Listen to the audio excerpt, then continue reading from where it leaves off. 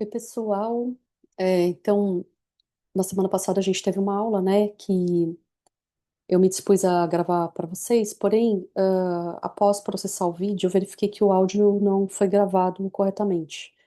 Então, vou gravar novamente, aqui a refação de alguns elementos, para que a gente possa, então, é, relembrar, né, e vocês, então, terem um registro aí de como podem fazer essas aplicações no protótipo de vocês, tá bom? Então, vamos lá. Para a gente começar, eu queria apenas relembrar alguns conceitos importantes. Antes da gente construir as interações, que eu acho que é o que está o pessoal aí com maior expectativa, né?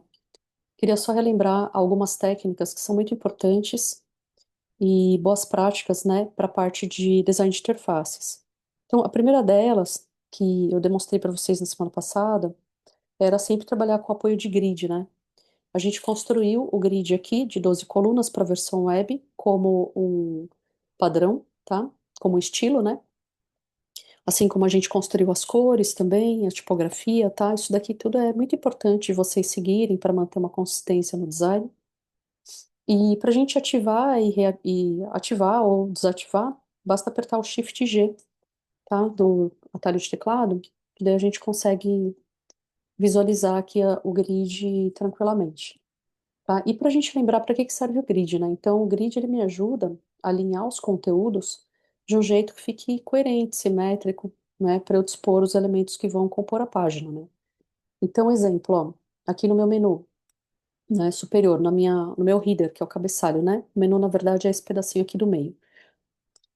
Note que eu alinhei aqui o logo da Hering logo à esquerda do grid, ó. E o meu último elemento, que é o campo aqui de login, o botãozinho de login, à direita, tá?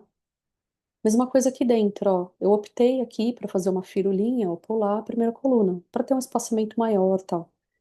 E já o próximo conteúdo, eu posiciono ele até a penúltima coluna. Estou pulando a última também, porque assim eu consigo construir a interface de um modo bastante simétrico, tá? Existem momentos em que às vezes a gente também não precisa seguir a risco grid, né? Exemplo. Ah, eu não quero que essa barra aqui ela seja exatamente aqui nesse lugar. Gostaria que ela fosse, sei lá, um pouco maior, né? Posso estourar? Pode. Você pode fazer aqui com que esse background seja full widget. Isso é algo muito comum, principalmente para banners, heroes, né? Que são aquelas áreas de destaque das páginas, para cabeçalho, rodapé, tá? Então, não teria problema nenhum. Aqui mesma coisa, né? Os conteúdos, ó, construir eles em 5 colunas do grid, pulando a primeira e a última. Mas isso nem sempre precisa ser seguido, né? Se eu tenho aqui um conteúdo que é um pouco maior, por exemplo, essa galeria de fotos que eu vou transformar depois num slider, eu quero que ela ultrapasse toda a largura da tela, porque eu tenho muita imagem para mostrar. Então não vale a pena eu ficar cerceando isso num espaço pequenininho, né? Preciso explorar o espaço de toda a tela que eu tenho para trabalhar. Então, nesse caso, eu comecei aqui pela primeira coluna do grid, tá? E o rodapé é a mesma coisa, ó. Note que eu estou aqui utilizando essas colunas para dar suporte para esse primeiro bloco, né? Então, ocupa 3 colunas do grid. Esse daqui, 3 colunas do grid, embora não chegou até lá ao final, mas essa é a distribuição. Por quê? O próximo conteúdo começa na quarta coluna do grid. Esses aqui de cima, ó, 2 colunas, né? 2 colunas. Aqui, na real, passa um pouquinho, né?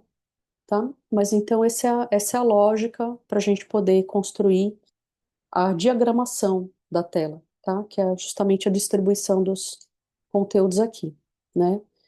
É, eu tinha mostrado a vocês também que, durante a aula, que todas as coisas aqui que eu escrevi, que eu criei, né, de texto, eu sempre vinculei elas com estilos, ó. Por exemplo, esses textinhos aqui do rodapé, eles estão vinculados com a classe small, que é aquele meu texto menor, né? O texto padrão é body, que é esse aqui dos parágrafos, né? E eu criei também um texto bem menorzinho, que é esse copyright, ó, para realmente o rodapé do rodapé, sabe? Aquilo que mal precisa se ler, que ele tem 12 pixels de tamanho. Ó, os parágrafos aqui, se a gente entrar, ó, é o texto body, né? Eu tenho aqui títulos também, H4, Reading 4, né? Tenho títulos um pouco maiorzinhos aqui, ó, vamos ver. Esse aqui, por exemplo, é o 3, esse aqui é o 2, tá? Então, lembrando, a gente tem aqui uma diversidade de estilos de texto, em vários tamanhos, para dar versatilidade, para a gente poder trabalhar na interface, tá bom? Então, sempre procurem utilizar, né? E lembrando que eu compartilhei com vocês também, lá via portal, uma pasta de materiais da Hering. E lá dentro tinha as fontes da Hering, né? A Hering é uma marca que desenvolveu uma fonte própria, que é essa Hering Sans. Então, para você poder utilizá-la, você precisa instalar no seu computador. Daí você tem que usar, trabalhar na versão desktop do Figma, não dá para trabalhar na versão web, senão você não consegue utilizar essa tipografia, que não é uma tipografia padrão do Figma, tá? Então, por isso é necessário ter esses cuidados e vincular essa tipografia nos estilos de texto que vai ser construído, tá? É, outra observação importante, antes da gente começar a falar sobre as interações, né, para além dos alinhamentos e tal, um outro recurso que a gente usa, que também ajuda a gente a manter muito a consistência visual, é o uso de componentes, tá? O que que é isso? É o entender que todos os elementos que repetem, né, sei lá, pode ser, repete dentro da mesma página, ou repete ao longo de várias páginas de um site ou de um app. Tudo que repete mais de uma vez, é recomendável você transformar em componente, tá? Exemplo, ó, esse menu superior, tá? Essa barra superior, o header. Pô, ela vai aparecer aqui, ela vai aparecer na outra página que eu montei, ela vai aparecer na outra página que eu montei, entendeu? Ela vai aparecer em todas as páginas do site, praticamente, né? Mesma coisa para o rodapé, tá? O rodapé ele também, ele vai aparecer em todos os lugares, certo? Então, é recomendável que a gente tenha esses elementos transformados como componente. Por quê? Toda vez que eu preciso fazer uma alteração, né, basta eu localizar o componente principal, né? Esse daqui, por exemplo, a gente fala que é um componente, mas na real a gente chama de nome técnico é instância, que ele é a cópia do componente principal, né? Nas telas a gente sempre põe as cópias, né? A gente duplica, vai copy paste, ele vai criando cópia, cópia, cópia, tá? Ah, e como que eu sei onde está o componente principal? Clica com o botão direito, Go to Main Component. Aqui no meu caso, eu estou trabalhando os componentes fora da interface, tá? Isso é uma boa prática também, a gente trabalha eles fora e depois que a gente tem todos eles construídos, a gente joga ele numa página separada, que nem a gente fez aqui com as Style Guides, né? Tá vendo? Aqui nas Style Guides a gente criou uma pranchetinha aqui para tipografia, uma para marca, né, com os logos, outra para as cores, barará, tá? Uma para ícones, né? E é semelhante, tipo, assim como a gente tem esses frames aqui para documentar a fundação da interface, que são os estilos, né? Os padrões perceptivos, assim, a gente precisa ter um para guardar os padrões funcionais, então, que seria a nossa biblioteca de padrões, tá? Aí pode criar uma pagininha nova aqui, clicando no mais, escreve lá componentes e documentos componentes por lá, tá? Por enquanto, eu estou deixando aqui para facilitar o nosso trabalho, explicar a vocês como funciona, né?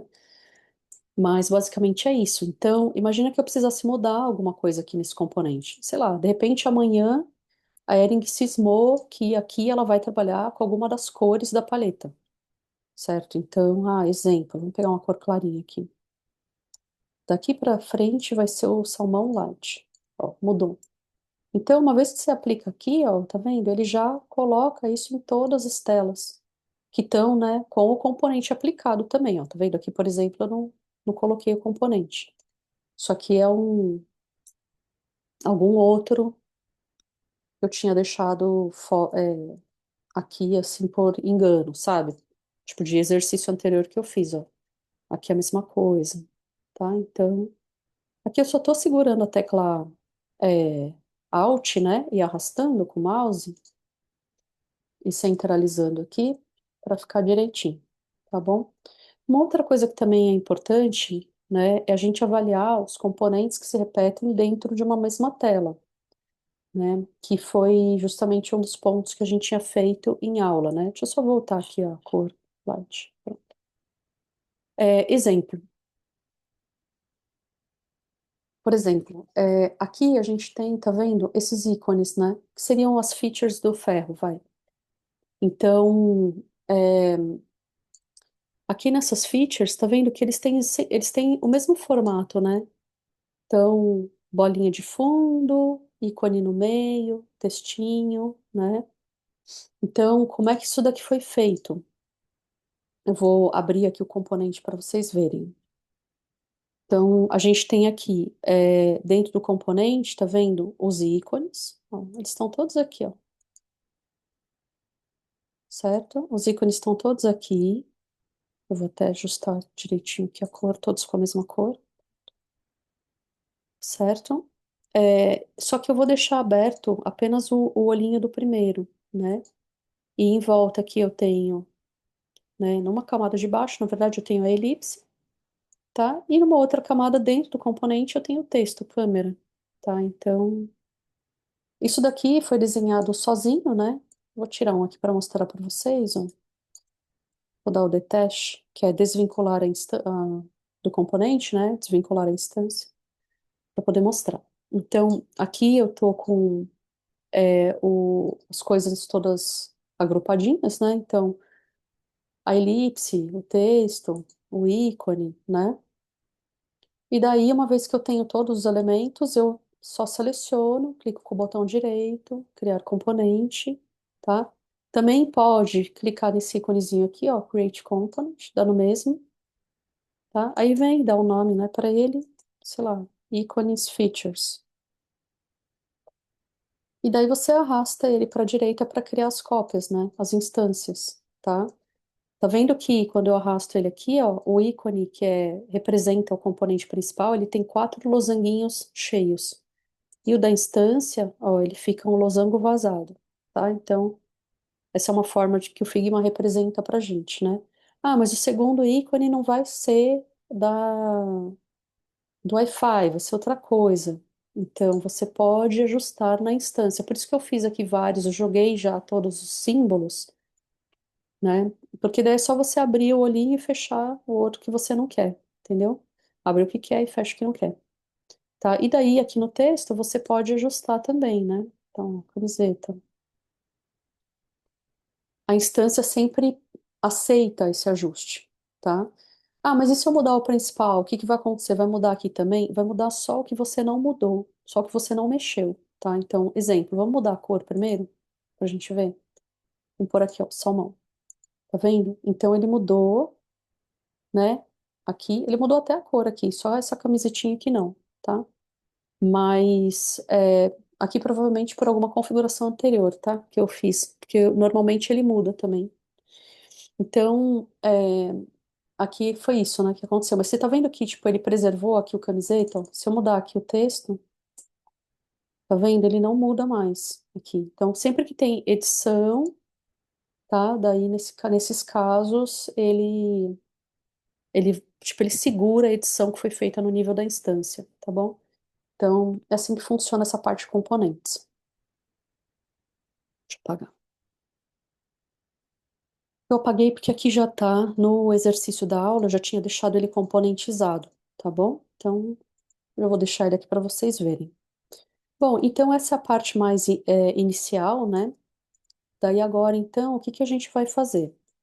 Eu separei aqui, eu dupliquei a tela para a gente poder brincar um pouco com alguns elementos.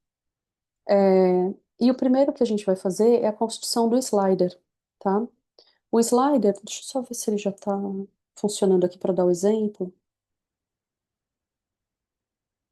Vamos ver. Ah, tipo, ele já está. Bom, a gente vai construir então aqui esse slider, tá? Para vocês terem aí de referência. E uma coisa legal de observar, né? Aqui nesse slider, tá vendo que nos cantos, ó, forma tipo um efeito como se estivesse apagando, tá? Isso aqui foi um detalhezinho que eu construí em aula também com vocês, tá? Não é obrigatório, mas é algo que até é bem usual, assim.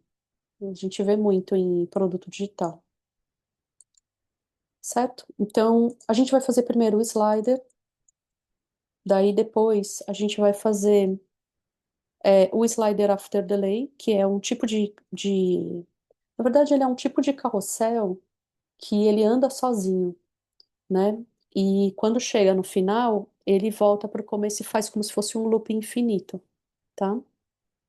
Vou escrever aqui, ó. After delay, loop, loop infinito, tá? Esse aqui foi uma pergunta que a gente teve em sala de aula. E depois a gente vai fazer o carrossel clássico, né? Que é quando a gente tem fases, né? Então, aqui, por exemplo, a foto com o texto. Muitas vezes isso aqui é um banner único, assim, ó. Ele é uma coisa só, né? Também. Mas aqui no meu exemplo, eu vou fazer assim: foto com o texto. Tá? A gente pode até botar um background aqui por baixo também. Para parecer que é um bloco só, né? Tá? E conforme vai clicando na seta, ou aqui que tem bolinhas também, aí ele vai mudando. Tipo, fase um, fase 2, fase 3. Tá? Então, esses que a gente vai fazer. Eu vou interromper a gravação, eu vou gravar os vídeos separadamente para facilitar o acesso de vocês.